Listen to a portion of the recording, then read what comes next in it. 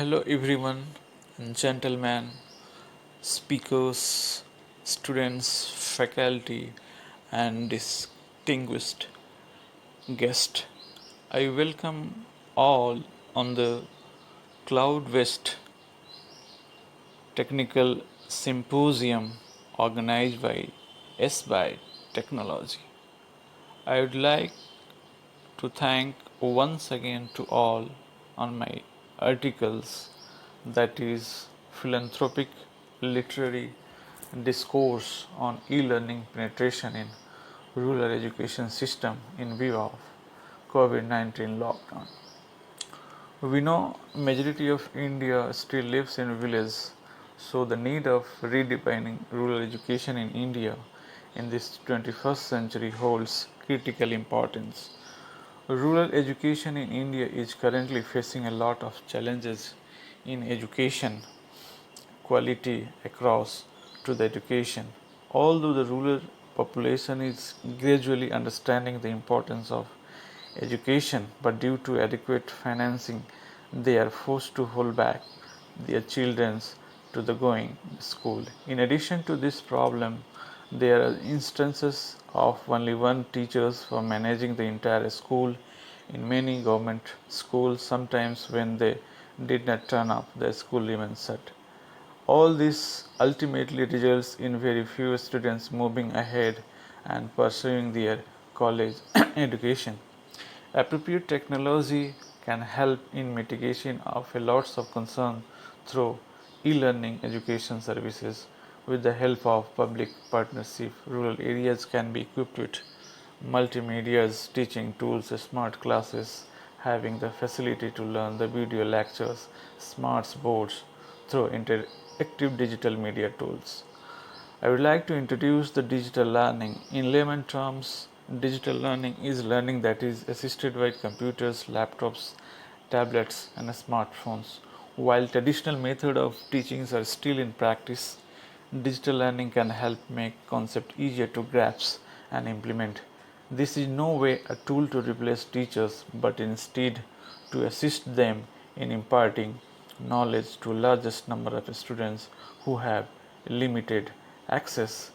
In words of Dr. APJ Abdul Kalam, our the then Honorable President of India, our rural India must be given with five basic types of connectivity, namely physical, electronic, social, and economic.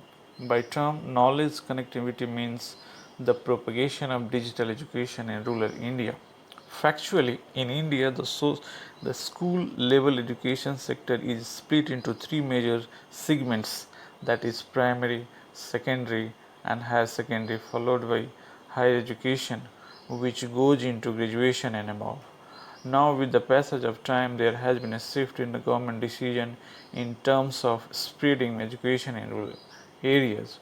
While the rationale of the rural urban enrollment in schools is a massive ratio of 7 is to 5, nearly 60% of the students in rural areas up to the age of 10 lakh basic reading skills. Similarly, despite the rural education of the government and pupil teacher ratio from 32 in 2009 to 24 in 2015 and 16. However, we are looking ahead to implement more and more digital growth in Indian education system, especially in rural area, is rigged with problem ranges from infrastructure difficulty to a lack of teachers, orthodox method of teaching resulting in high rates of dropouts. With the government impetus on Digital India initiative, impetus on the digital activities, schools and educational institutions in the country are adopting digital learning tools to their repository. That combined with the regular and the significant rise in internet penetration and drop in the rise of smartphones in India, it will help in more effective, more engaging tools. It will be inclusive. It will be have a good beyond the classroom The leveraging power of the digital, the teaching methodology almost Indian school today have been based on the traditional. Now the government of India, even the local partners, local NGO are taking very actively participation to promote and to propagate more and more penetration inside the rural, inside the village area. Roles of the government, corporates, and the social enterprises play a very vital role in providing and spreading digital learning, like some activities, some initiations, some schemes like e-Kranti, a crucial success factor for the rural education is the necessary infrastructure support for digitization of the education, like the Learn Out of Box program. This is launched by the partnership between the Vodafone Foundation and Pratham Education Foundation in expanding access to e-learning students from the economically disadvantaged background. Vodafone Webbox serves as a low-cost smart class platform enabling teachers to have such videos, images other than the curriculum content. Collaboration of Jawaharlal Nehru Vidyalaya and Samsung. Under this collaboration, students getting digital learning classes like Bharat Padhe Online, India Studies Online. Government of India has been intensifying the push for the shift of the like Diksha and e-Pathshala, e-Vashta, and like EduSat. These are the all Ruvaru.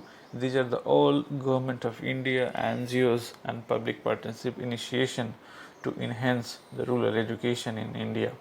Online learning program from school leadership and management, even the Ministry of HRD, Government of India, have initiated the school education and literacy has proposed this program to lead a school across the country belonging to elementary, secondary and the secondary level of education to learn and collaborate efforts toward school improvement and transformation.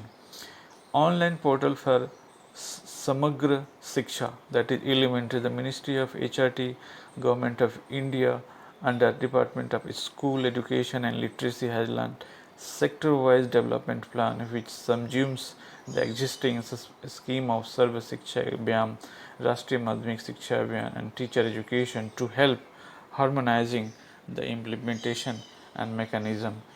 There are some limitation and challenging even in the e-learning due to infrastructures, due to the funding, how it will be penetrated to the village low level, and the proposed models for the better e-learning and development in rural education is playing very active part in the propagation in the village system education. So we can discuss all these things, and finally we have come to the point of conclusion that future of the education is digital. Going forward, this field will witness newer developments such as the unconventional method of learning, gamification of learning process, live online interaction between the students and the educators, and the AI technology also is also playing a big role. Those who seek to learn will find plenty of opportunity to do so in a manner that is efficient and convenient. The CSR NGOs should aggressively having more penetration of internet facilities, attracting a scheme, innovative idea to attract the rural students to go for the online during this any safeguard having any critical access, critical situation. I would like to acknowledge and thanks to Dr. Professor Sridhar VC for initiation of such big cloud-based technical symposium, and I thank you so much for the presence hearing of all my scholars, of all my beloved students, faculty members, and the educators, those who are on the board of this event. Thank you so much. Good morning, respected scholars and other participants who are here to present in this cloud-based international conference organized by SBI Technology.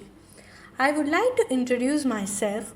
I'm Sahana Sridhar, currently doing my BE final year in the stream of Computer Science and Engineering at St. Joseph's Institute of Technology. My topic for today is the review study on importance of rural education in India. To give a brief introduction on this topic, every village is not provided with school, which means that students have to go to another village in order to get educated. Parents usually do not send their daughters to school, leading to a failure in achieving rural education in India. Poverty is another setback. Government schools are not as good as private schools are expensive. This results in very low number of students actually clearing their secondary education and taking admissions in a college for further studies. So the dropout rate at the secondary level is extremely high in villages. Only parents who can afford college education send their kids to secondary schools. If parents are not able to send their wards for higher education, then all their previous efforts get wasted as completing just secondary education means a low paying job and the person is again stuck in the same never ending cycle of money, life, and poverty. Most textbooks are in English, and since people in rural areas either speak their native language or Hindi but not English, that defeats the purpose. This lacks in the interest in studies, though some of the students from villages are really brilliant as they have a wealth of practical knowledge and know how to survive even in a very harsh conditions of life. Difficulty in understanding their textbooks, lack of facilities, and their poverty are a hurdle in their education. Quality related issues are far powerful than poverty. Students are not at all encouraged to think about, they are asked to memorize predefined questions for exams. So, for many students, clearing the examination at the end of a session, passing the exam becomes more important than gaining knowledge. As per new CBSE rule, every student is supposed to be promoted to the next class irrespective of the marks in their examination. Hence, majority of the students do not bother to study, which means a decline in their educational level. Neither students nor teacher take any interest in studies, which is why the level of education is declining in India despite of many efforts. The foundation to turn India into a strong nation has to be laid down at primary and rural levels, and so that the quality of the education right from the beginning should be excellent. Education and textbooks should be made interesting. For rural students, textbooks related to their culture, their tradition, and values should be there so as to create their interest in studies.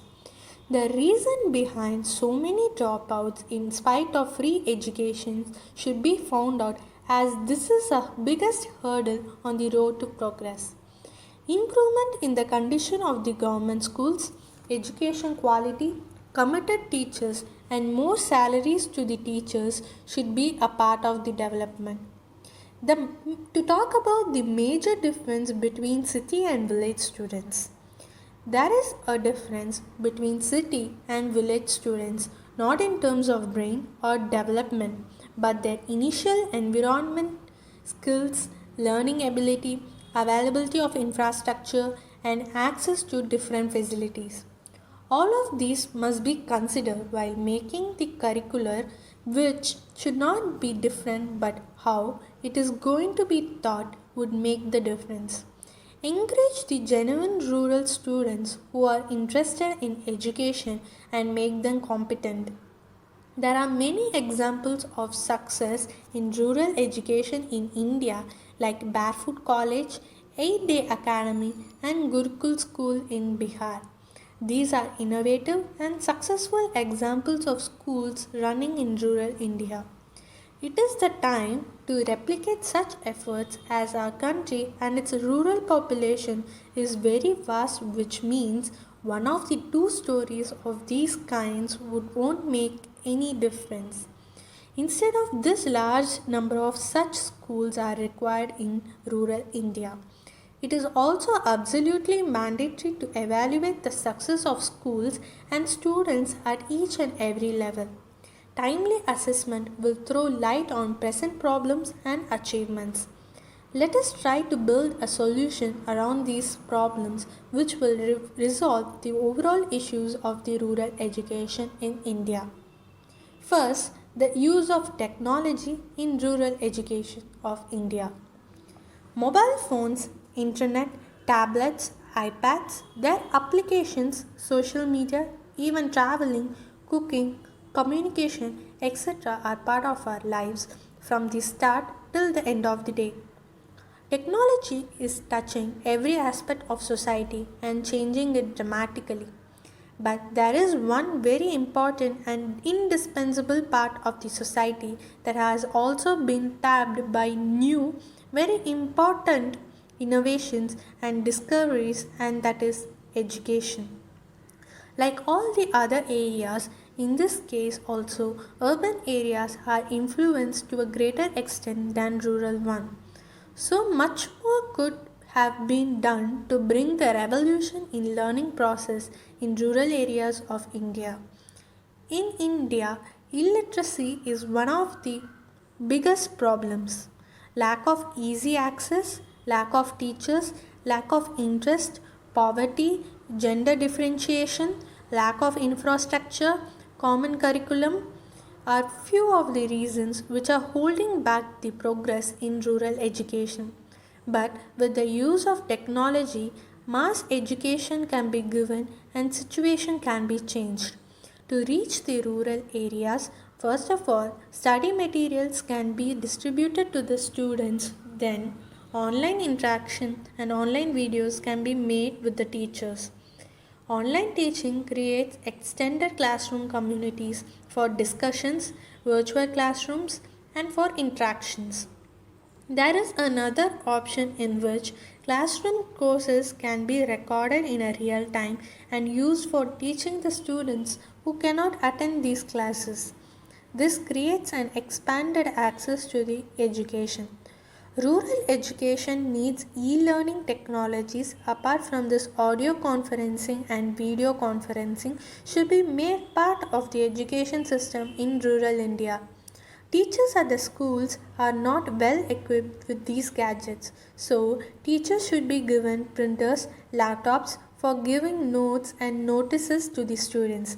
By using technology, the problem of unqualified teachers can be solved.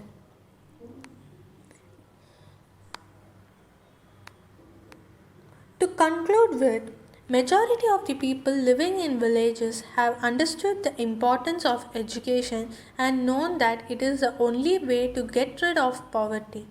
But due to lack of money and they are not able to send their children to private schools and hence depend upon government schools for education.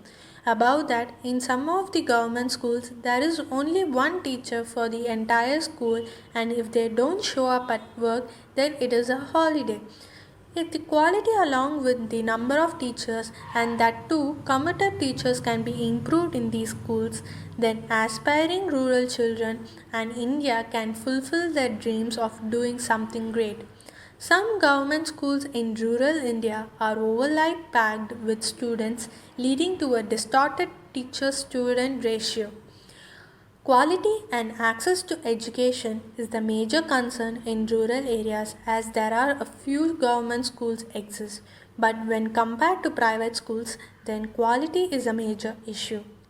Majority of the people living in villages have understood the importance of education and know that it is the only way to get rid of poverty. But due to lack of money, they are not able to send their children to the private schools and hence depend upon the government schools for the education. Some government schools in rural areas are overly packed with students, leading to a distorted teacher student ratio. Thus, this paper has presented the review study on the importance of rural education in India. Thank you one and all for giving me the opportunity to present this paper. Good evening, respected scholars and other participants who are here to participate in the cloud based international conference organized by SBI Technologies. I would like to introduce myself. I am Akila Maram, currently pursuing my BE in Computer Science from BNMIT.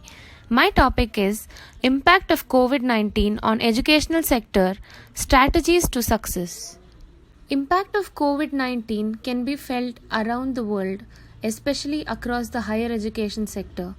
Worldwide, closures of educational institutes have impacted over 95% of the world's student population. With 1.5 billion learners not able to attend classes, in the wake of this shift, educational institutions have had to quickly adopt new approaches to foster student success in these extraordinary times. In the short term, these measures include delaying start dates, shifting to online course delivery, and offering new forms of financial support. But what can we do to support the future of education? Today, Indian higher education system is the world's largest with 1000 plus universities, 42,000 colleges and 3,25,000 schools with closely 320 million students population. In this crisis situation, most of the campuses are empty and major investment of these institutions spent on infrastructure development are in unused condition and not even 5% of the institutions are equipped to deliver online engagement to the students. Educational institutions naturally are wrestling with many questions about continuity of their programs during this time, such as whether they'll be able to handle offer in-person classes in the coming semesters or how they can enhance these offerings to offset enrollment declines. But some questions are less obvious and perhaps more delicate to broach, like how should we market to candidates during coronavirus? What content should we share? Should we change or pause our marketing activities? While candidates' priorities and study preferences are changing because of the coronavirus, the pandemic has not impacted the number of people interested in joining full-time education. According to a recent survey, 90% of the candidates still plan to go to full-time programs even if their plans are little delayed. The trick is to adapt quickly to the changing situation and find the right balance in your messaging, adjusting what you say and how you say it. Here are 4 tips for marketing your institution during the pandemic. First, we have to understand our audience's changing priorities. Knowing who your audience is and what they're interested in is crucial in any marketing strategy. In the current climate, think about how your audience's priority, interests, and behaviors are changing. Think about how people are consuming your marketing content, whether that's a change in the time of the day or whether they're using mobile or desktop devices. We found that webinars are an increasingly effective way to engage with candidates who may have a little more time on their hands. It is also a time when social media posts with the right kind of messaging can go a long way, with communities engaged and active across social media channels. Instagram, LinkedIn, Facebook, and YouTube are the most popular channels for students. Second, rethink your messaging. The vast majority of consumers do not think brands should stop advertising during coronavirus. According to the market research, instead, they spend brands to keep them informed of what they're doing, set a positive tone, and communicate brand values. You should not be afraid to continue to promote your institutions to candidates during coronavirus, but you need to be conscious of the climate you're doing it. Communicate the long-term value of the degree. Show how in previous times of economic crisis, for example, going to full-time programs, helped students advance or change their career paths. Get expert industry leaders and faculty to share their thoughts, leadership content related to the crisis. Create timely, useful content for candidates. While the coronavirus crisis is temporary, showing that you are in tune with your target audience and understand their changing needs can help instill a lasting sense of trust and value. Third, be transparent. Coronavirus is presenting a lot of new challenges. Some full-time students have signed petitions asking for reduced tuition fees and refunds. Plenty of candidates are uncertain about whether to still apply this year or hold off. And many are unsure about the changing admissions requirement and shifting application deadlines. You should also be honest with yourself. Some issues that are beyond your control will impact your carefully laid plans. You may have to re-evaluate your marketing campaign goals and expectations. It's also important to be realistic when measuring the success of some marketing activities. For example, straight up lead generation campaigns during this time. Take a step back to consider the context you're operating in and which marketing approaches will deliver the best results. The last one, consider content marketing. Effective content marketing is one of the best ways to engage your audience. Tell honest stories, be clear on your messaging, and define your brand. And it becomes even more important when you're looking to overcome challenges around context. However, whatever the external challenges, you can overcome them if you have a strong enough brand that helps your institution stand out.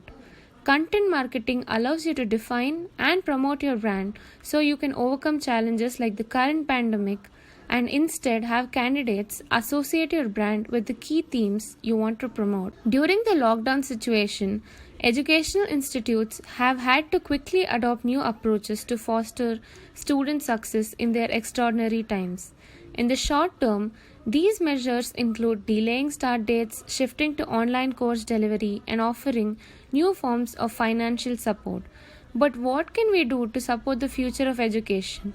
This paper has briefly presented some methods to be followed for success. I would like to thank SBI Technologies for giving me this opportunity to present my paper in front of all these eminent personalities. Thank you. Hello all. Guru Brahma, Guru Vishnu, Guru Devo, Maheshwaraha, Guru Sakshat Parabrahmaha, Tasmai Shri Guruve Namaha. Hello all. Greetings of the day.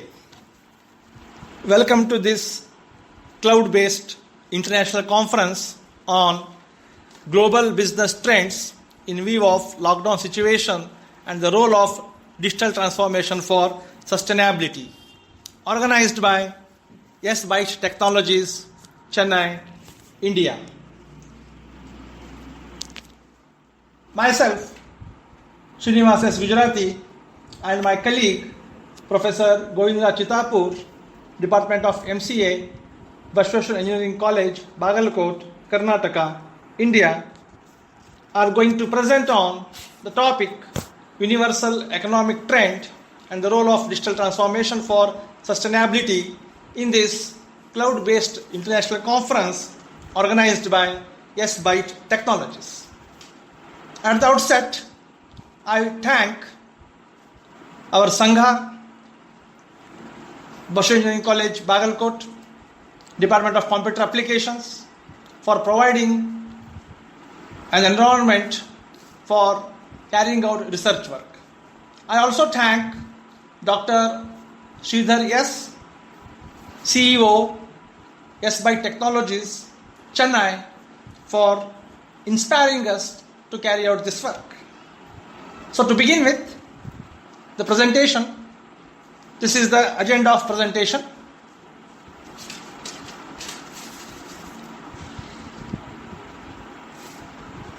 Necessity is mother of innovation.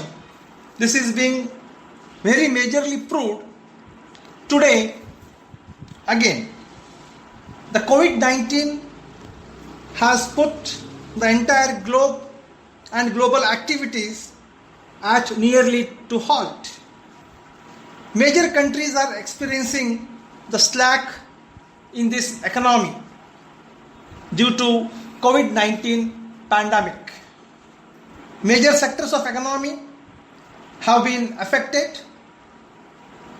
Consider any domain, they have been affected by negative impact due to this COVID-19 pandemic.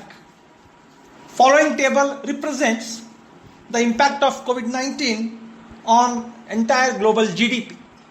Just you can see how the GDP is being negated after the impact of COVID-19.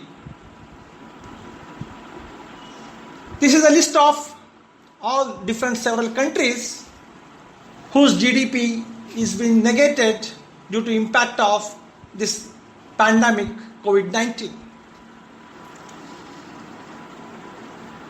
The pandemic has generated a global climate of economic and GDP losses, and the pattern of the loss is rising. The above mentioned statistics are clear points to indicate the negative impact. Digitalization extends to many realms, some of which are banking, insurance, education, etc. In several cases, whole industries, including part of government, are experiencing the digital transformation at a rate previously unheard. Although this may entail significant short-term pain, it can eventually pay dividends in long run. No doubt, we can see a positive impact of digital transformation on the negative impact of COVID-19. Supportive digital transformation. Technology determines the operating environment under which countries will respond to this COVID-19 crisis. It will stimulate technologies that may not have been feasibly or necessary before, but it will also act as a magnifying mirror for current technical and governmental threats. We are moving towards digitally driven economy and business model. The fourth industrial revolution has increasingly permeated every sector with transformation. Digitalization will take place by 2022 with over 60% with global GDP. An approximate 70% of new value in the economy will be focused on digitally connected platforms over next decade.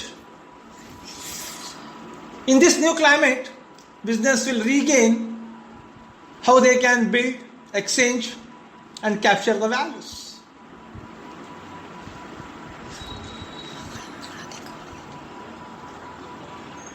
Coronavirus forced a lot of people all over the world to replenish their lives from school to work.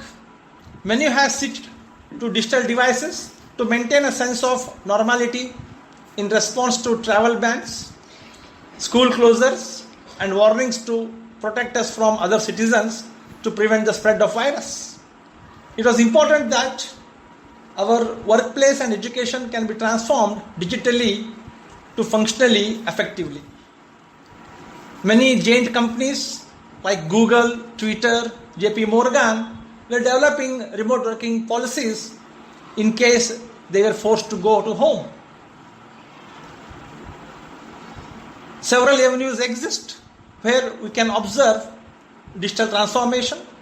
Telemedicine is one emerging domain where there is scope to have digital transformation.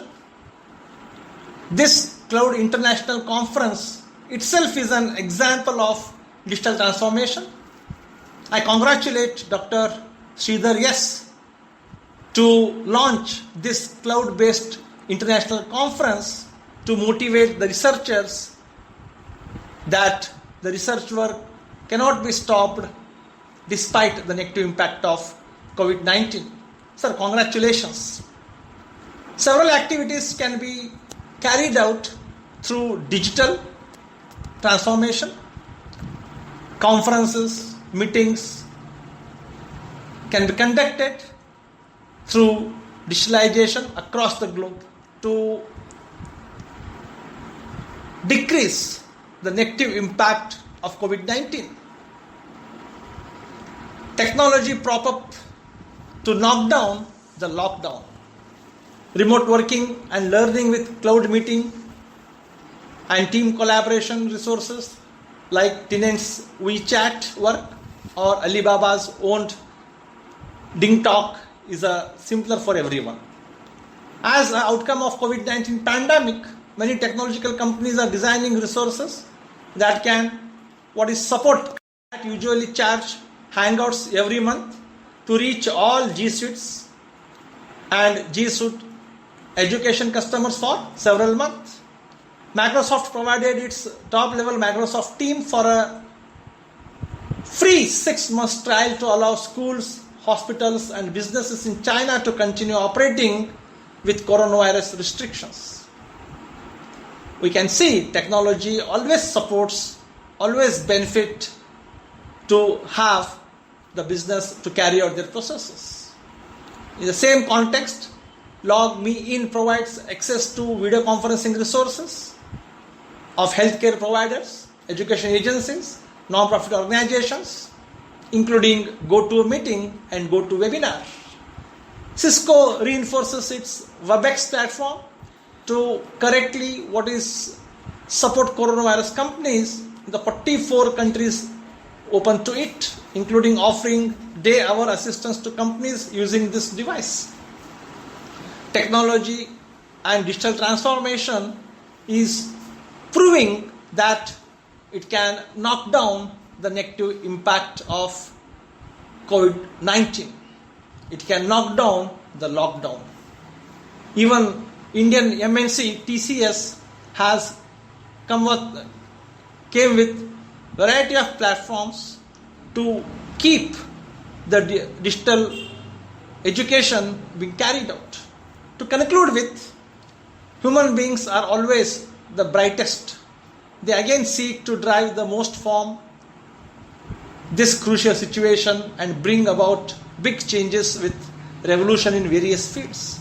In this battle, the role of digital transformation is proven to be one of the milestones. Following a few references we have carried out.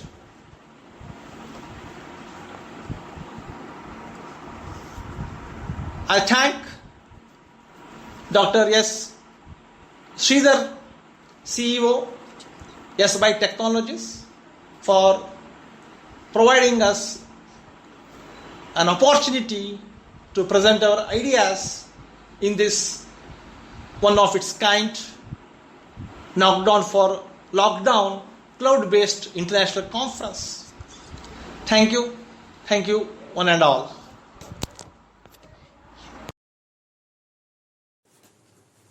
Hello everyone, here to participate in this cloud-based international conference on global business trend in view of lockdown situation and the role of digital transformation for sustainability. Firstly, I would like to introduce myself. This is Monica Bhati, full-time research associate at Indian Institute of Management, Udaipur, as well as pursuing my PhD in economics from Mohanlal Sukadia University, Udaipur. I am here to present my research paper on the title Literature Study on Socio-Economic Impact of COVID-19 on Education in Indian Economy. Before proceeding further, I would like to talk about why I had chosen this study for research. In India, still rural people depend on urban for higher and good quality education. Many rural students travel to long distance for the same. Many of the parents are still uneducated and who totally depends on the teachers in respect of the child education. Many of the parents still have that keypad phone and they even don't know how to use the Android phone.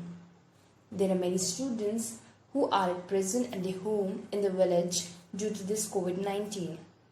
Village people still face the problem of network. Many schools and colleges had started online classes in this period of lockdown. So, the objective of this study is to find out how the education sector is affected by this COVID-19. The paper is divided into various sections. The first section of the paper talks about the different types of school learners affected due to this COVID-19.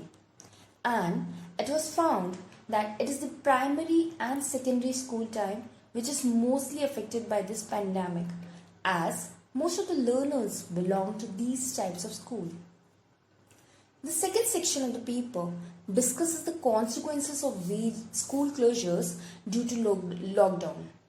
Various consequences are: first, unintended strain on healthcare system. That means many of the women working, especially in the healthcare sector, are unable to go to work due to school closures, as there is nobody to take care of their children at home.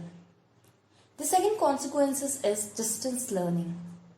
Poor students and students from rural areas who are at the home unable to access the internet due to various problems like network problem, unavailability of facility like Android phone, laptop, computer, no electricity, etc., keeping them away from distance learning. Third, unequal access to educational resources in the sense like due to this pandemic, lack of limited and exceptions to copyright can have impacted on the availability of students to access the textbooks and materials they need to study. The fourth consequences is childcare. School closures have negatively impacted working parents to provide childcare as they leave the children alone, which lead to risky behavior. Fifth, nutrition and food insecurity. Many children worldwide rely on free meals at school. Due to school closures, nutrition is compromised for these children. The sixth and the last consequences is the students' learning outcomes are affected due to this pandemic, as many parents are uneducated or can say less educated who are facing difficulty in teaching their children. Hence, children and youth are deprived opportunities for growth and development due to school closure. Due to the school closure, children and youth miss out social contact that is essential for learning and development. The next section studies the impact on local economies due to school closures in this time of pandemic. Many small towns which rely on college students to support the local businesses are impacted by school closures. The last section of the paper talks about how this pandemic transformed the future in this sector of education. First, this can become a catalyst for educational institutions worldwide in search for innovative solutions in a relatively short period of time. Secondly, public-private educational partnerships will grow in importance. Thirdly, the digital divide will widen. The paper concluded with a suggestion stating government should frame certain policies to help the learners, especially who belong to primary and secondary school type, as they are the future of a country who will help in future to stabilize the economy again. I would like to thank you all for giving me this opportunity to present. All the participants judges who are all the participants who are participating in this cloud-based international conference. First of all, I would like to introduce myself. My name is Naman Agrawal. I am a final year BE student pursuing information science engineering from the Anand Sagar College of Engineering, Bangalore. First of all, I would like to welcome you all on this international conference. My topic of presentation is review study on global business trends in view of COVID-19 and role of digital transformation for sustainability. Corona outbreak has created havoc all over the world. It's leaving its impact on all working sectors. As in case of any of the pandemic, some industries are booming while others are suffering, such as retail businesses, travels and transportation are suffering losses, while others are benefiting, such as telecom, broadband and entertainment industries. Economic effect, some have positive, some have negative, is not overall beneficial if we compare it to the threat of the life which this virus has come across the globe. It may have a long lasting effect on livelihood of millions of people who are associated with making or distribution of movies, music, sports, arts, and much more, and such industries. Initially, mandatory quarantine, work from home, and self isolation measures they definitely provide benefit to companies like cable TV streaming business. It is assumed because it is supposed that subscribers do have more leisure time now as compared to the routine full-time work prior to corona period. With any of these implications, there are short-term as well as long-term or long-lasting effects. This depends on how the service providers adapt to various changes in the behavior of the customer as economic crisis of this pandemic starts showing its effects. The customers will later discard this judicious spending on entertainment budget. Maybe only very important channels be prescribed and the rest would be left out. Creation of jobs.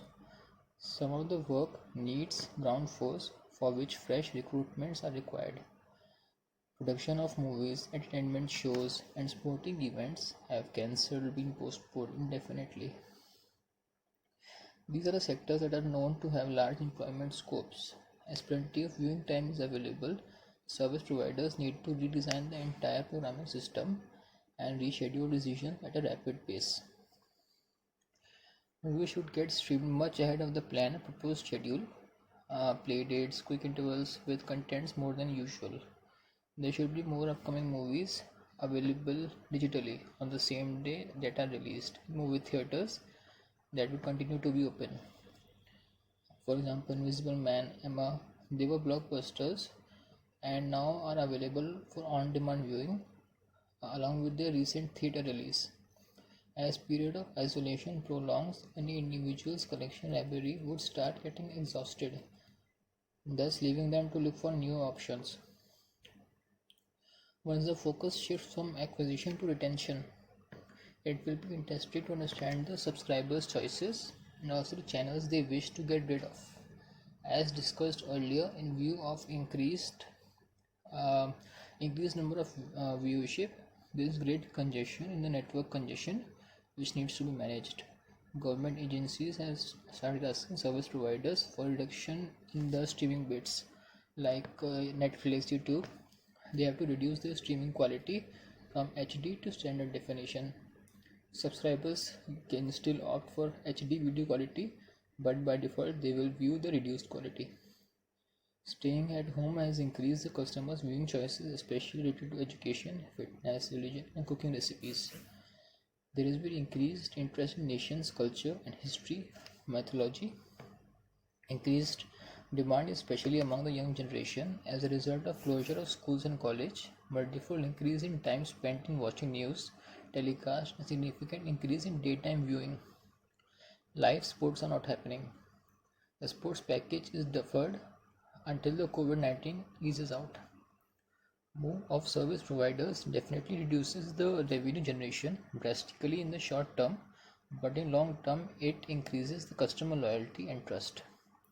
Because of the sports activity being nil, the income generated out of advertisements is also nil.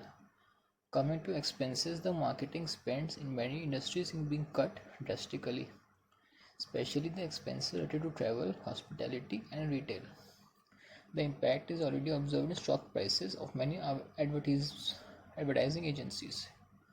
Though globally every major economy has announced reform financial packages to help people and industries within the impact of the pandemic, there is little doubt that many industries will suffer deeply till the time it lasts and possibly for a few years after they recover completely. Artificial intelligence, machine learning, and most of other analytical models provide insights based on what it sees in recent historical data. Based on these facts, the strategic decisions such as retaining their customers or revenue planning needs to be improved.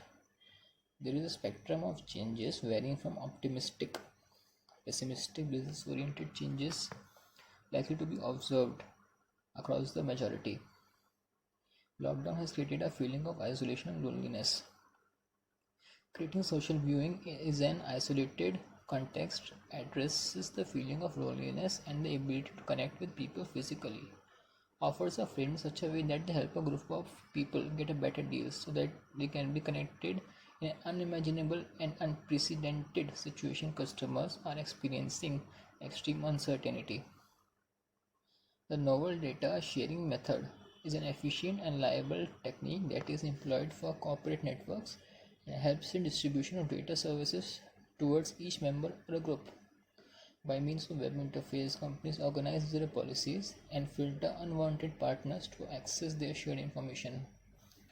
Data sharing technique components include core and adapter. The core includes data sharing functionalities and adapter includes individual abstract adapter. Data sharing technique manages ad hoc queries as well as costly analysis queries, and a system is a promising method for commercial applications of network system and contains numerous significant features. Most important workload of corporate system is trouble-free, low transparency queries, and these involve querying of few partners and managed in short time, and hence the proposed system is mostly optimized for such queries. Conclusion: the important aspect for achievement of commercial network is selection of an accurate proposal of data allocation that assists in managing of queries or systematic on that information. There should be a provision of data sharing method that is cloud-based and provides for corporate networks. Data sharing technique is put together by means of a technique of cloud computing as well as peer-to-peer system, and it distributes allocation of elastic data services for commercial applications of network system in a cloud platform, which is on basis of peer-to-peer system of data managing. The proposed structure is mainly acceptable by cloud platform, and the system moreover utilizes a technique of peer-to-peer for data recovered among the associates of business. Thank you everyone for your time and effort in this paper. Thank you. A very good noon to the revered scholars, learners, and all the presenters in the cloud based international conference organized by S by Technologies. My name is Shweta Rao, currently pursuing my Masters in Commerce from Vivekananda College, affiliated with Mangalore University, Puttur. I am here to present a paper on the topic Global Business Trends Depending on Skill Enhancement in View of Lockdown Situation for Sustainability. The outbreak of a pandemic disease caused by the novel coronavirus has severely affected the lives and the well-being of all the people globally. Corporate bodies are experiencing major interruption in their career and assessment.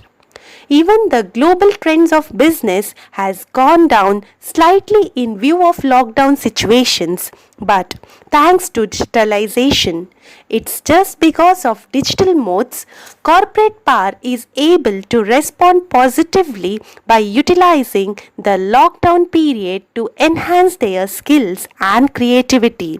This has indirectly given a boost to e-learning in India. The e-learning industry in India is a prolific one, witnessing a steady growth of 25% year on year. Many businesses have come forward with prudent to explore e-learning opportunities in digital classrooms, which are otherwise not feasible during workdays. Several institutes and the web portals are offering digital courses across disciplines that can be looked for at skill enhancement. From business development to IT, software to design and photography, there are plethora of options. E-learning also helps to utilize time effectively and learn a few new skills to gain that extra edge.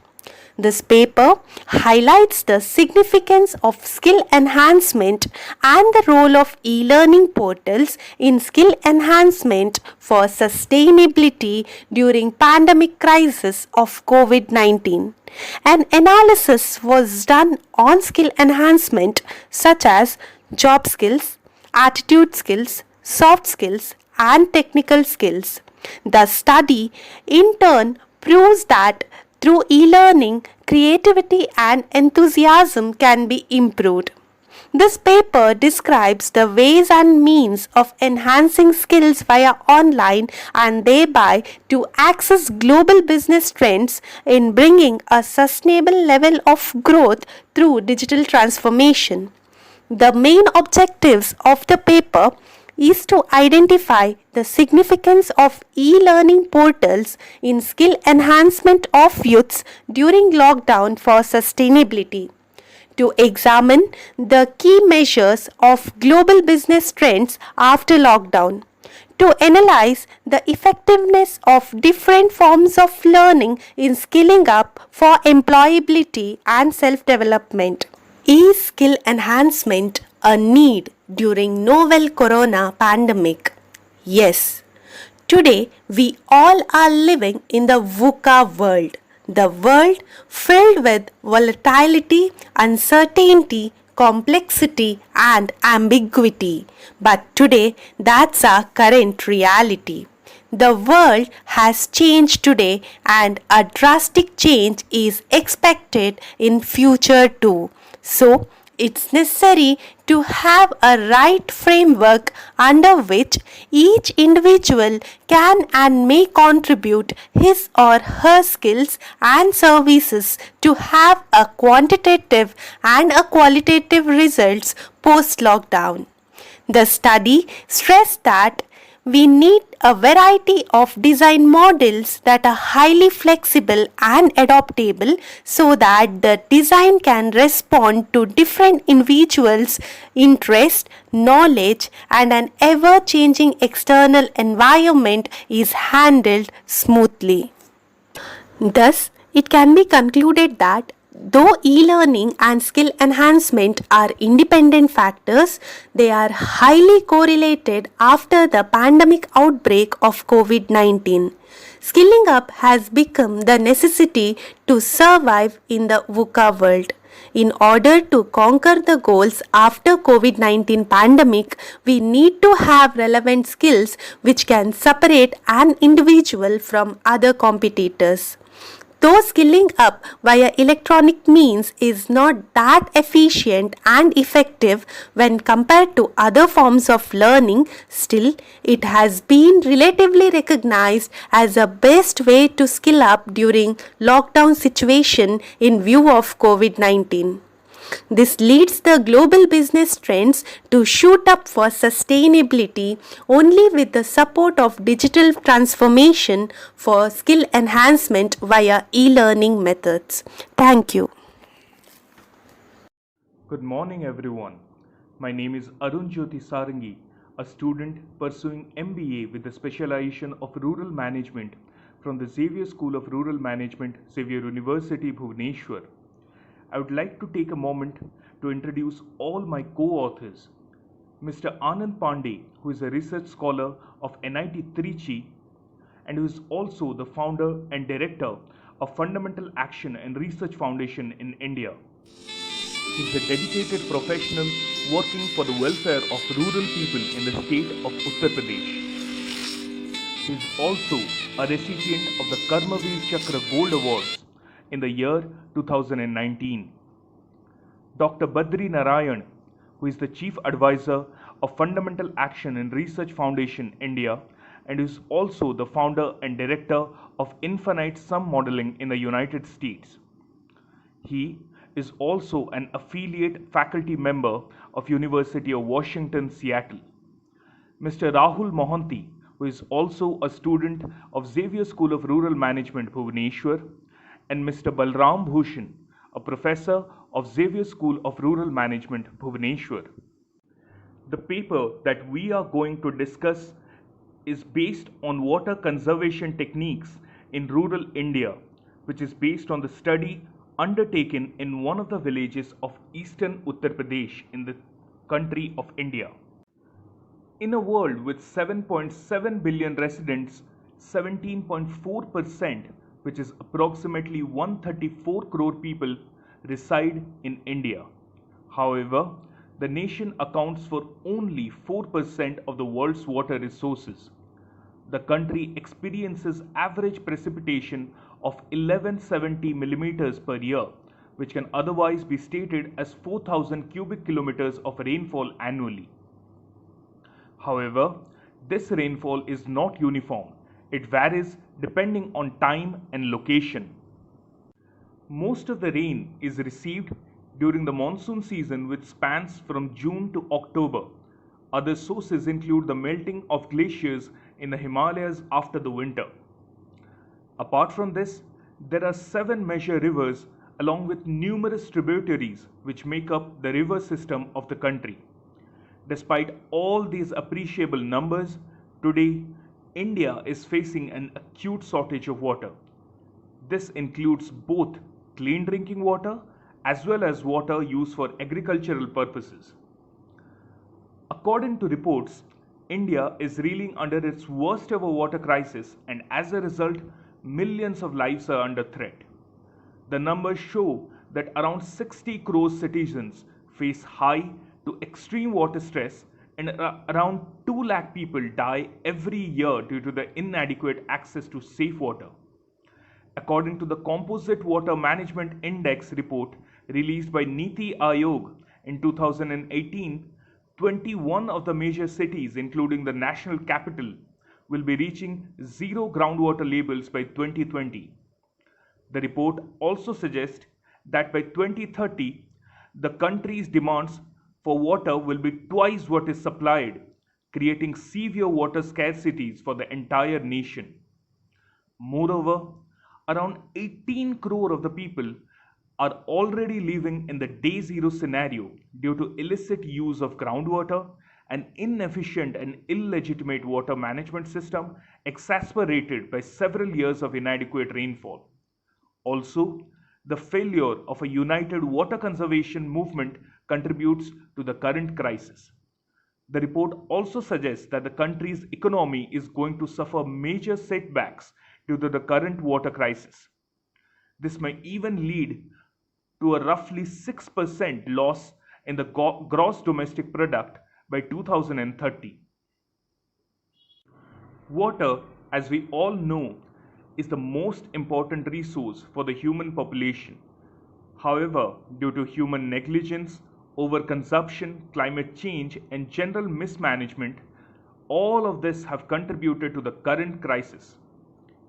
Today's crisis is the culmination of countless years of negligence. This is not only the responsibility of the government, but also the duty of every Indian citizen to deepen their understanding of water conservation and how their actions can affect it. Water conservation, as we say, is not an individual effort, rather a community effort aimed at preserving every drop of water. Any beneficial reduction in water loss, be it through the implementation of water conservation techniques or be it through efficient utilization of available sources, is known as water conservation. It is not just a one-time task. Rather, it is a habit instead to appreciate the importance of this natural resource and accept the insufficiency of water. It includes not only technological advancement but also behavioral changes. However, it is also understandable that water conservation techniques and implementation strategies differ depending on rural and urban settings. For example, harvesting rainwater by digging ponds, lakes, channels, etc. adds to the existing water reserves, which can be a very effective solution in rural areas where the harvested water can be used to cultivate short time to harvest high yielding crops. However, to implement water conservation guidelines in urban areas, it requires proper prescriptive regulations, out of which the most important would be the rationing of water for particular applications. According to recent reports, the state of Uttar Pradesh is facing a severe water crisis despite its proximity to the Ganges basin. Over the years, several wells and hand pumps have dried up, ponds have disappeared, and the groundwater label has been severely depleted. Even the state capital Lucknow is facing a major water crisis. The capital's major source, that is the Gomti River, has dipped by several feet due to various reasons, and the residents of Old Lucknow are in grave stress due to incessant water supply cuts.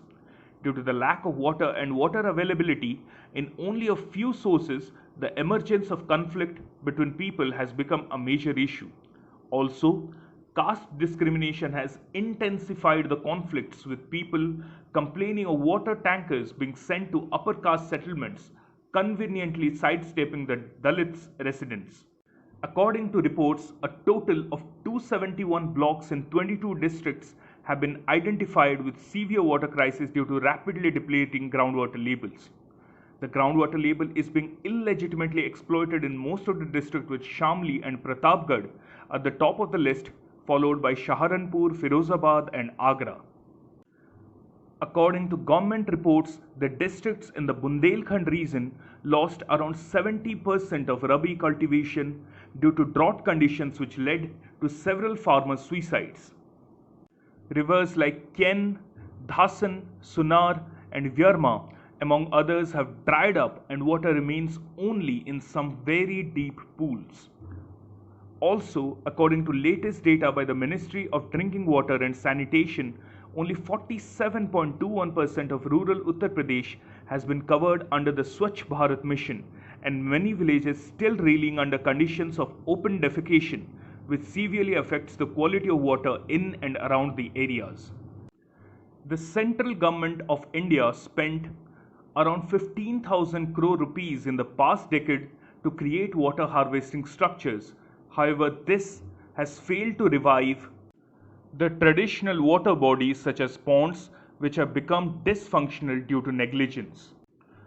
Our research is based mainly on primary data collected through structured interviews with the residents of the village of Bhikari Rampur. Apart from basic survey questionnaires, we also prepared a separate topic-based questionnaire which was used during all interviews.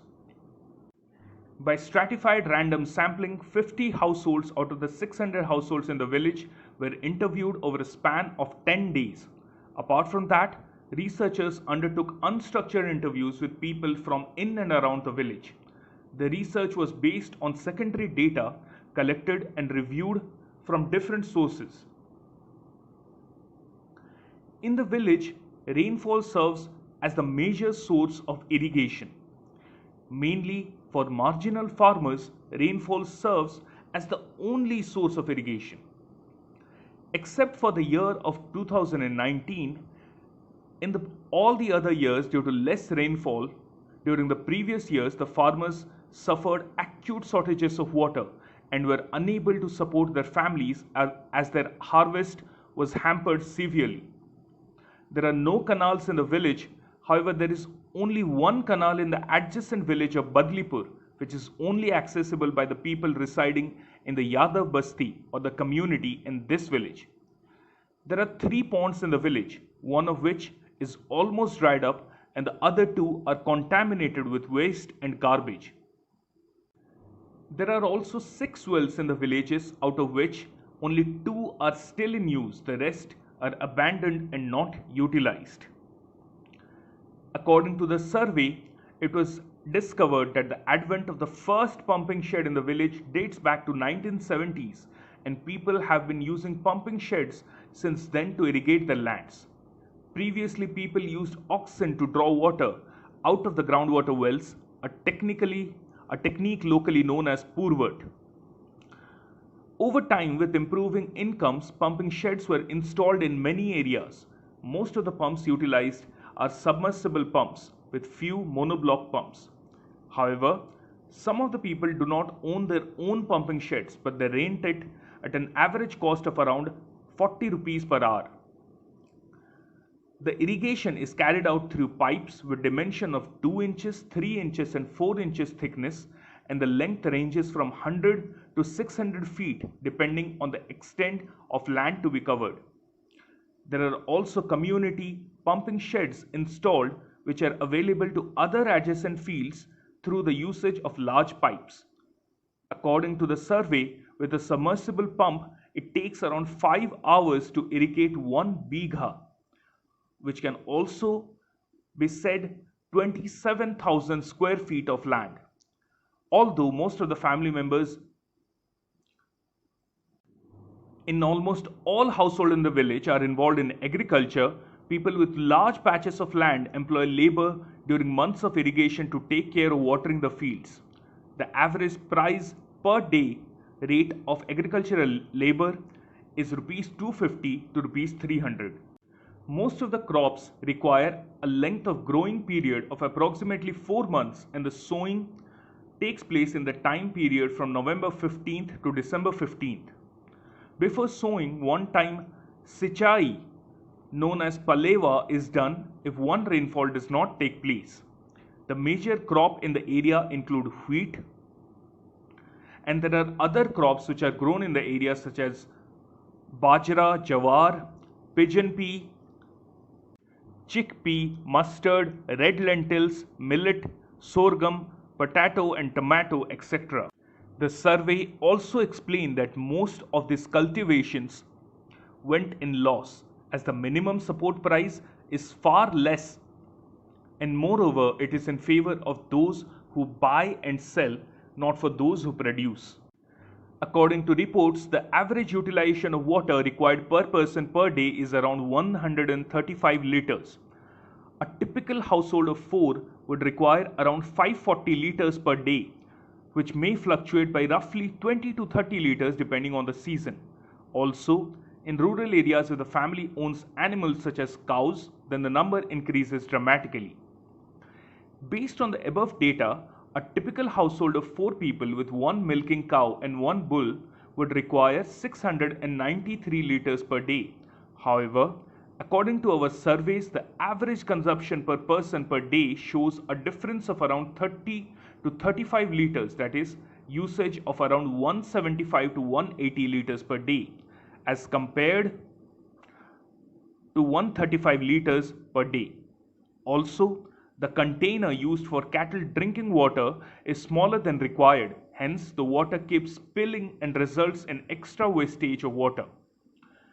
Our surveys also showed that there is a lack of awareness regarding the importance of saving water. Most of the houses are not equipped with any sort of tanks or drums to save water when excess. We also came to know that after the advent of pumps, most of the households have become even more careless while using underground water. For instance, while bathing, people prefer to keep the motor on and bathe in the current flow of water as it is fresh and warm. The same occurs when water is required for washing clothes, utensils, and other household activities. Only one community that we studied had a community reservoir connecting to the tube wells to collect excess water. However, they did not even use that due to the lack of protection from pollution.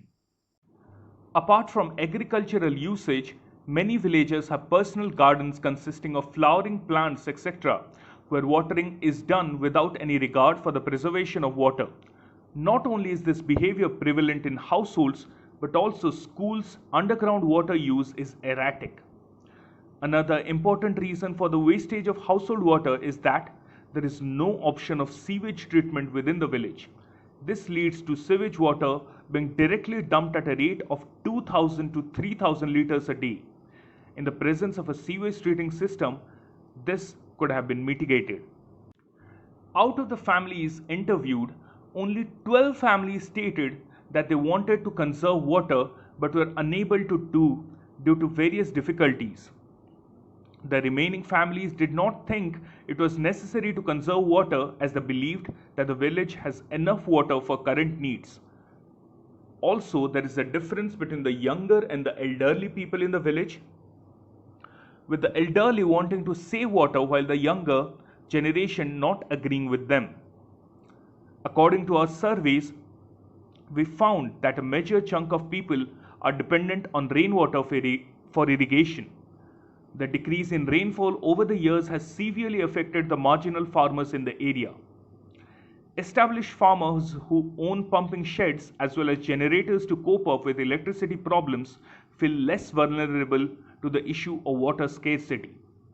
However, Most of our interviewees agree to the fact that rainwater is one of the most important sources of irrigation, but very few people actually considered water conservation as an alternative. This stays as a problem in the village as water conservation not only calls for technological improvements but also behavioral changes. Also, being inundated by the Ganges basin gives the people a false feeling that water is a free natural commodity and endless. However, a very few of those interviews considered proper cleaning up of the sources of water. Also, surveys in the village say that there is at least one tube well dug per two houses, which is actually a major contributor to the depletion in the groundwater level. Although hit by a drought in the year 2011, people still feel that water in the area is abundant and it will take a lot many years to even think of water conservation. This is a widespread problem not only in this area but in a lot of other areas, which serves as one of the major reasons for water scarcity. The story of Bundelkhand serves as a perfect example. Once inundated with 5 rivers, is now reeling under extreme water stress. The present day scenario shows frequent riots, cancelling of weddings, and deaths of wildlife due to water scarcity. Over the last 5 years, there has been a 60% reduction in rainfall, which has even led to 21 of the major cities approaching the day zero scenario. Water conservation should not be seen as the end objective of only one sector, and rather it should be seen in terms of the enormous impact it has on human lives. This cannot be achieved by the government alone, and it calls out for a well thought out and planned set of objectives which focuses on not only technological loopholes but also issues of social, economical, and environmental concerns. Based on the study, the following recommendations can be considered and implemented. Borewell percolation pit method can be used to install borewells with proper supervision, and it is also economical, serving two vital purposes: rainwater harvesting and groundwater recharge. Ridges, or which is called in local language as made, should be made in agricultural fields to stop the excess water from being lost and helps in percolating down the ground.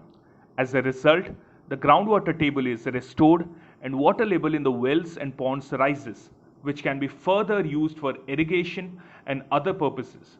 Also, in case of abundant rainfall or when the rain comes all at once, it keeps the plants safe. It also raises the plants a bit higher to give space to the tractor tires to drive between the rows without crushing the plants during cultivation or during application of pesticides or herbicides. Households in the village should consider creating asbestos ridges along with the ceiling in the outside, connecting those ridges to a tank to store the runoff rainwater, which can be used for various purposes, which in other words is also known as rooftop rainwater harvesting. Abandoned wells should be used to store excess water during rainfall and should be covered with a wire mesh on top to protect the water from being polluted, which can be used for various purposes. The abandoned ponds should be dug to the proper depth and water should be stored. The number of tube wells dug in the village should be regulated as the groundwater level is heavily compromised due to depletion of aquifers and no way of restoring them. Water conservation literacy is mandatory, which should be undertaken through nature camps and awareness campaigns in and around the village. Instead of using a hose to water the garden, we should encourage using watering cans.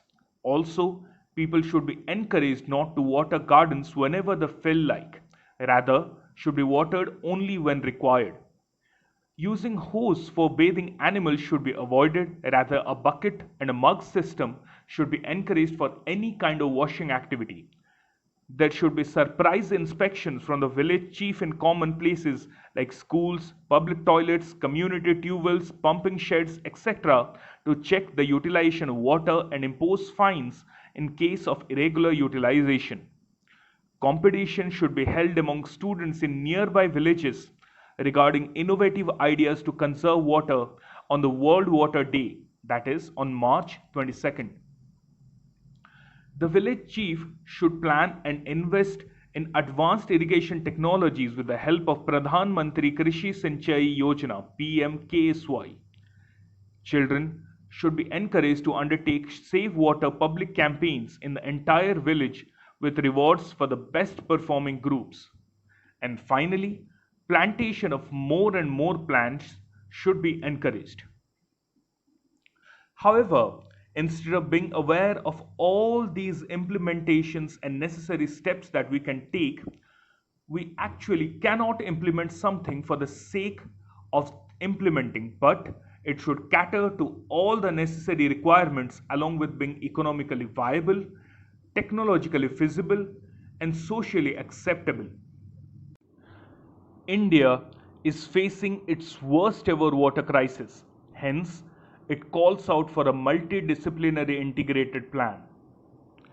Now is the time to act. Thank you.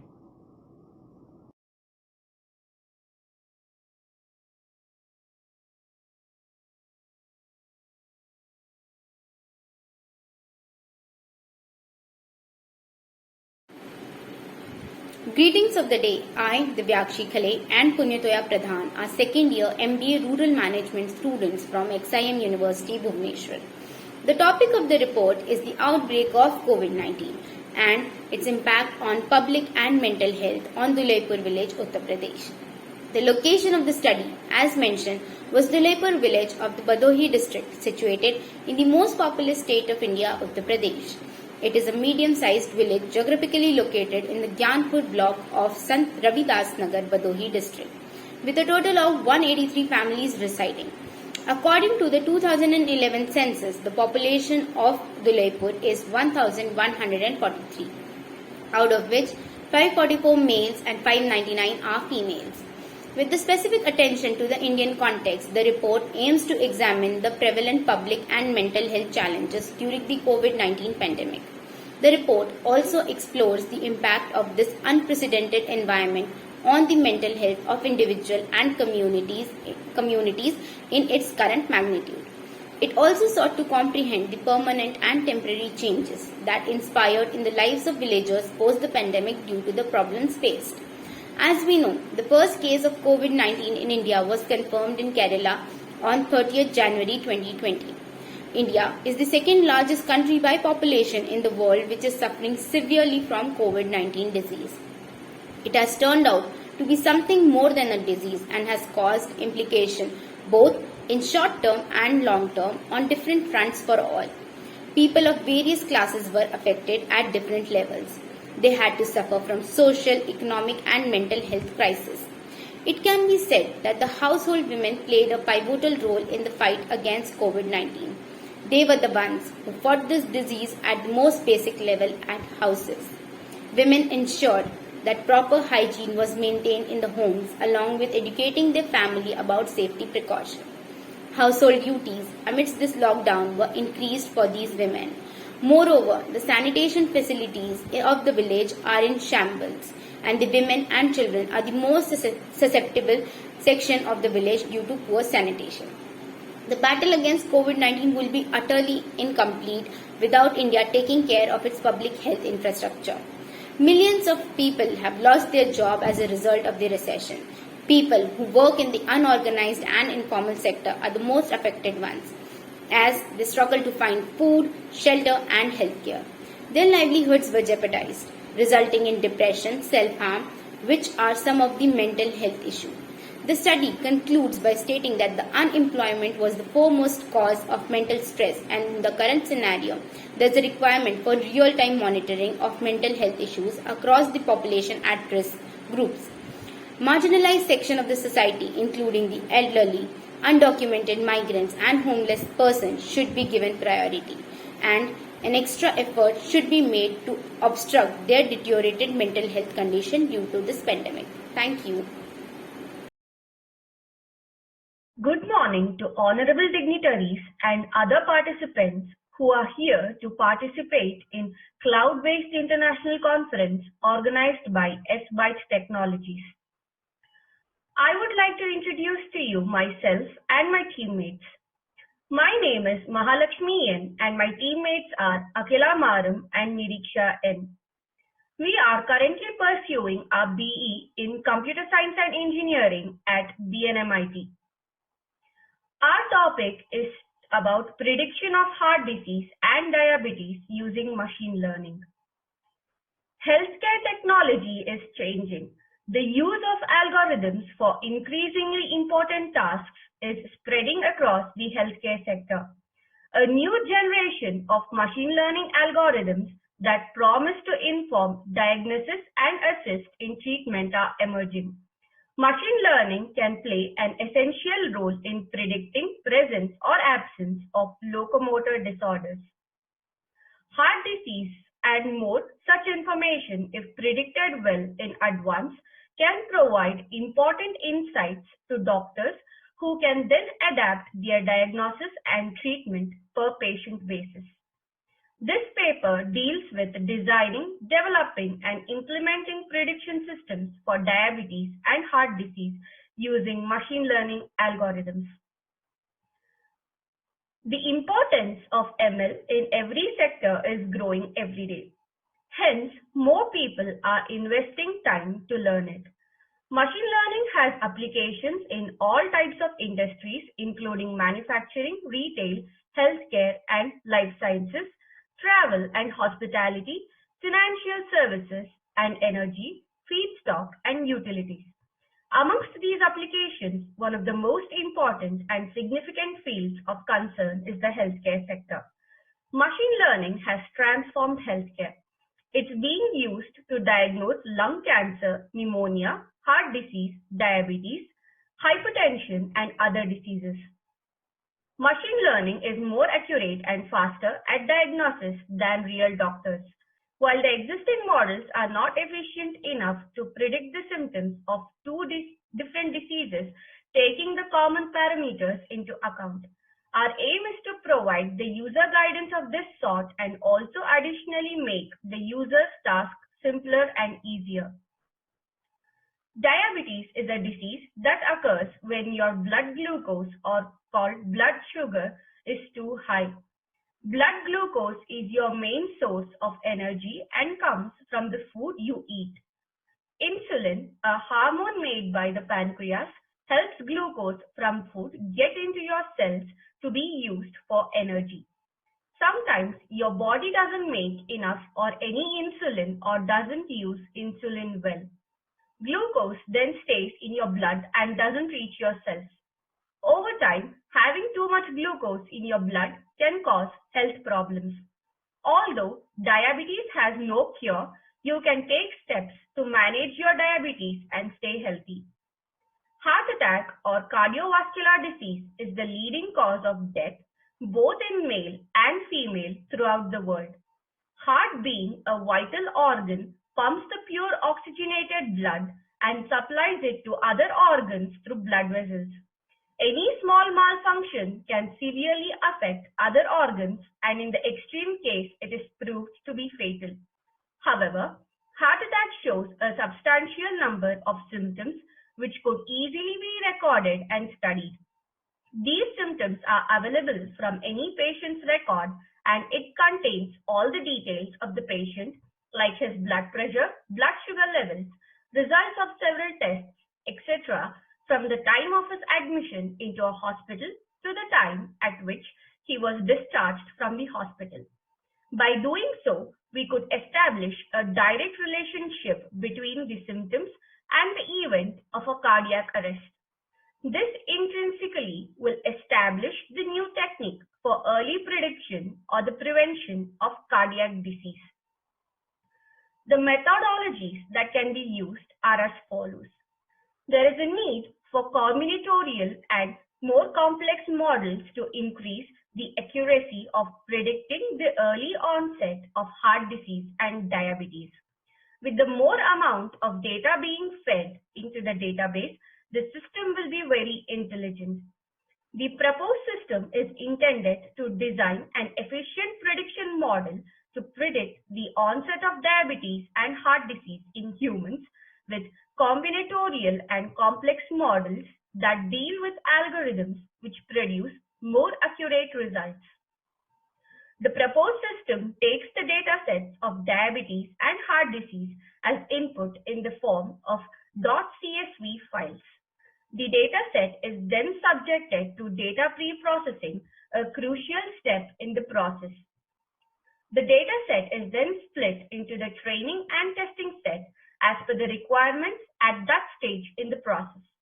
The training data is used in the learning phase where several iterations are required.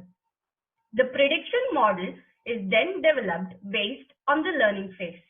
The performance of the model is obtained using the test data. In order to make the system work as expected, the functional and non-functional requirements must be specified appropriately. The documentation of these collected requirements is very important for future use. The system takes the inputs and produces the outputs after the required processing with the data.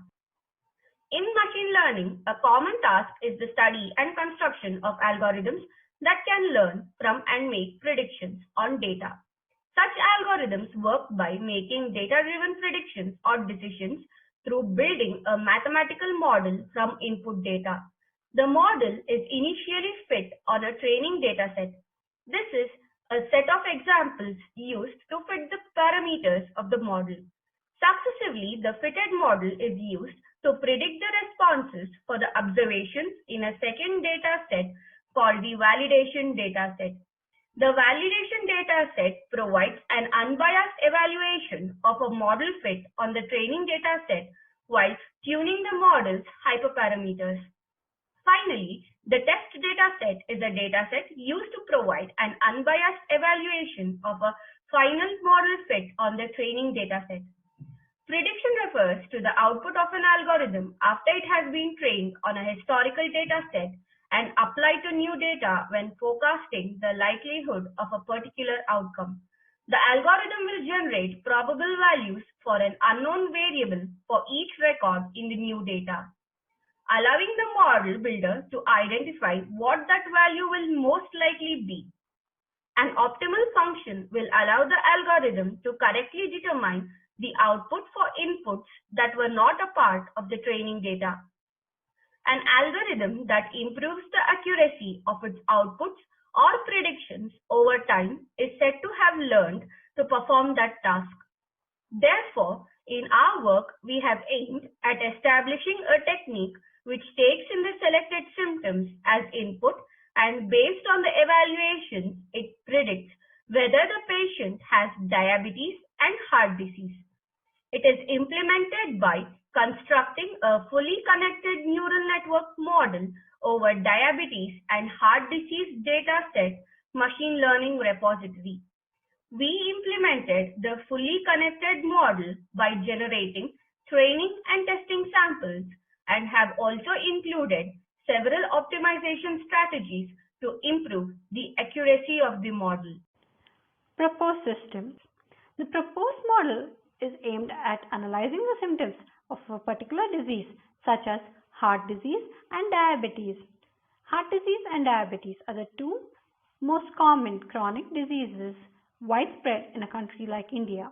By understanding the attributes of the data set, the analysis is done. Each attribute of the collected data in the data set plays an important role in giving the final outcome about the disease. In order to get the best result, many data records are collected. The task is performed by analyzing the data set of each of the disease, diabetes and heart disease.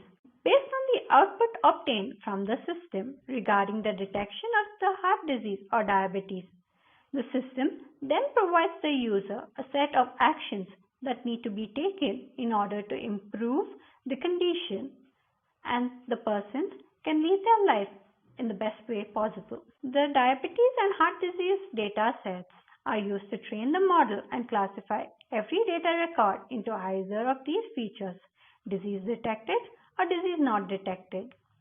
Upon sufficient training, the model would be able to classify the data, that is the testing set, into disease detected or not detected, which are the specific divisions. The output will be displayed displayed after analyzing the entire data set provided. A GUI is provided that will take the user input and then perform analysis against the training and the test data. This system with the above set features would help the user of the system understand the symptoms of the disease at a faster rate and take suitable actions to improve the standard of living. The system is designed to perform the following tasks: to analyze the diabetes and heart disease data set using machine learning techniques, obtain the data inputs from the user for detection of the disease, test the user data against the training and test data, estimate the accuracy of the prediction analysis. The process of training the machine learning model includes the task of providing the learning algorithm with the training data from which it can learn. The data set having the data records of the disease is provided for this purpose. The training data must contain the correct answer, that is, the target or target attribute. Learning algorithms find matches in the training data that maps the input data, the attributes to the target value. The field of machine learning provides many algorithms for prediction. Multilayer perceptron is one of such algorithms which is used in this system for predicting the results of disease detection. Though this algorithm looks simple, it outperforms many other such algorithms used in prediction analysis. After using this system, people tend to reduce their manual efforts of data classification analysis. This system proves to be very useful to the healthcare sector and the clinical experts of the medical field. The application mainly strives hard to give the best to the medical data users. The automated classification of the pre-trained model will provide the fastest analysis of diabetes and heart disease data records. The classifier can be trained to identify the presence of the disease. Since the whole process is automated, the output can be given in a very short period of time, which is an advantage. Data flow diagram. A data flow diagram is a way of representing a flow of data for a process or a system. The DFD also provides information about the outputs and the inputs of each entity and the process itself. The data that is obtained from various sources for diabetes and heart disease is first subjected to pre-processing. The pre-processing can be used to fill in missing attributes, remove missing values, clean the data based on the exploratory data analysis that is carried out to find the importance of each attribute for the system. The pre-processed data is then subjected to analysis by using multi-layer perceptron, which is the core component of the system. The data set is divided into training and test data based on the input split ratio. The trained data is used to train the machine learning model to get it accustomed to the type of data it has to classify. The test data is a part of the machine learning model used to classify the data based on the learning obtained from the training data. When the trained data is fed to the machine learning model, feature extraction takes place. In other words, the model tries to figure out which features of the data set are leading to the corresponding target output. This is nothing but determining the target feature of the data set. This is the learning process. The better the learning process, the more varied data it can classify. When the data, that is test data, is input to the machine learning model, feature extraction takes place. Each data record is reviewed for different features. The probability of detection of diabetes and heart disease is determined. The probability with the highest value is displayed as the output of the prediction analysis.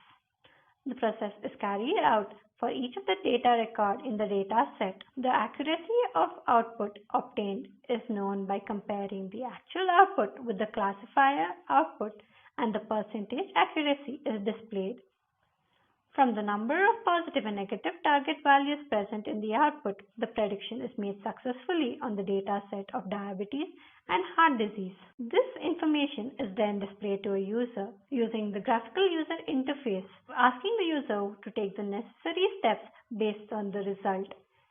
If the user is subjected to having diabetes or heart disease, then the user must take preventive steps to making sure that the condition does not worsen and must visit the doctor as soon as possible if the condition is severe to prevent the patient from losing their life.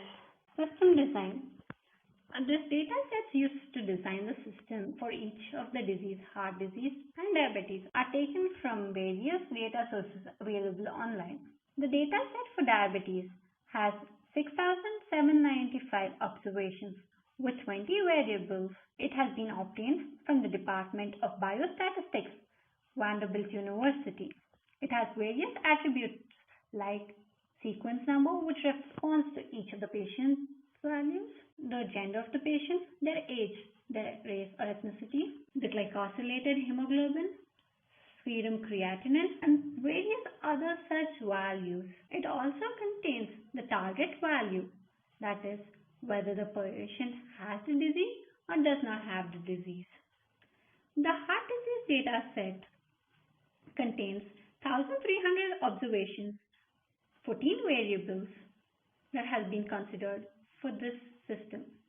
It has been obtained from UCI data repository. It has various features like the age, the gender, serum cholesterol, fasting blood sugar, resting ECG, maximum heart rate achieved, exercise-induced angina, cardiac arrest, thalassemia, and as usual, the target value, whether the person has the disease based on this condition or not. Various algorithms are used for this analysis.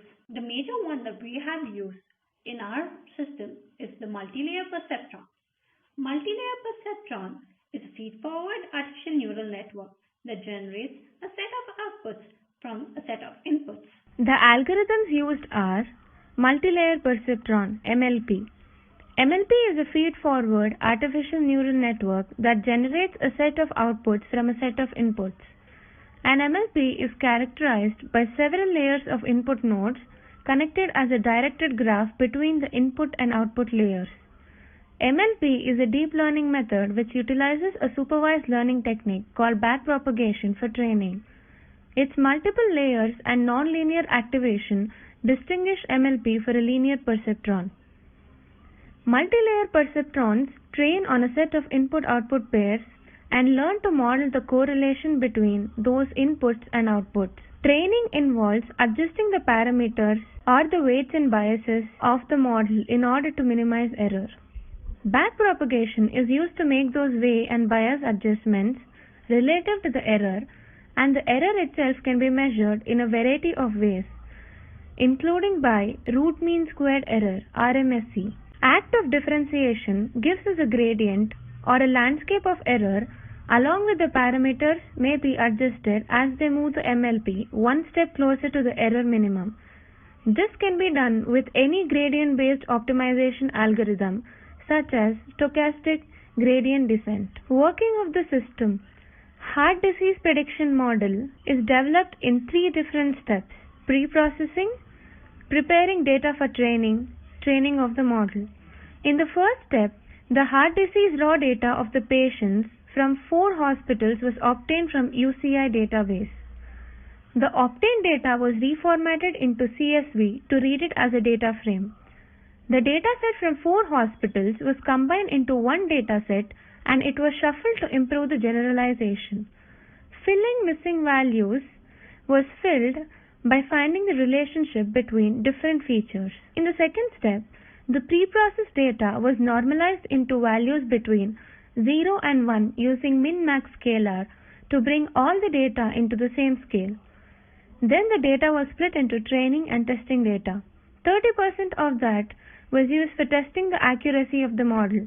Of the 70%, 10% was used for validation. and the remaining for training. In the last step, we train the model in two different steps, building the model and tuning the model. In building the model, sequential model using fully connected layers was used for prediction of heart disease. The fully connected layer consists of fully connected neurons, meaning each neuron is dependent on all the output of the previous layer. In tuning of the model, initially due to small amount of data, the model was overfitting. So we used generalization techniques to improve the model. We use L1 regularizers and dropout layers to increase the generalization of the model.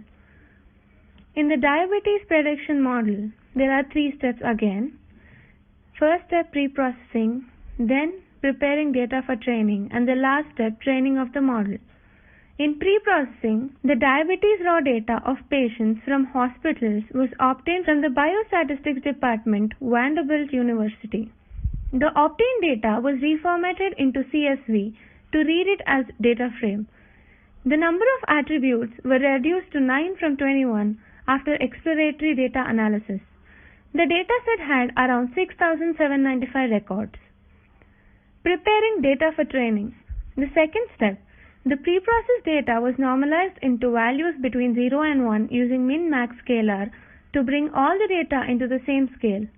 Then the data was split into training and testing data. 35% of the data was used for testing, and in the remaining data, 10% for validation. The last step, sequential model using fully connected layers, was used for prediction of heart disease. The fully connected layer consists of fully connected neurons. The model consisted of 4 layers, 1 input layer, 2 hidden layers, and 1 output layer with 64,32,321 neurons respectively. After extensive parameter tuning, the maximum accuracy achieved in the heart disease prediction system was 91.2%. and in the diabetes prediction system it was 90.2%. Result analysis. Compared to all the algorithms that were used in the previous papers, we found out that MLP neural network had the highest accuracy of 90.2% in both diabetes and heart disease. I would like to conclude by saying that the system is aimed at predicting the most common chronic diseases in the Indian subcontinent, diabetes and heart disease. The system obtains the user data through the user-friendly GUI for each disease based on the blood test values and other tests for determining various parameters. The values are used by MLP to build a suitable predicting model. The system is designed to consider the prediction analysis on the diabetes and heart disease dataset to detect the presence of diabetes and heart disease for the user input. The MLP neural network's implementation takes input data from the user and displays the prediction analysis results. The categories are disease detected or disease not detected. The accuracy of the results is determined by the user as there is a predefined dataset for calculation of accuracy. ReLU is used as the activation function to activate the nodes. It converts the negative values in the feature map to 0, thus withholding them for being activated. The future enhancement can be done by adding an IoT module for collection of physical data from the user of the system. We would like to thank everyone for giving us this wonderful opportunity to present our paper in front of all these eminent personalities. Thank you.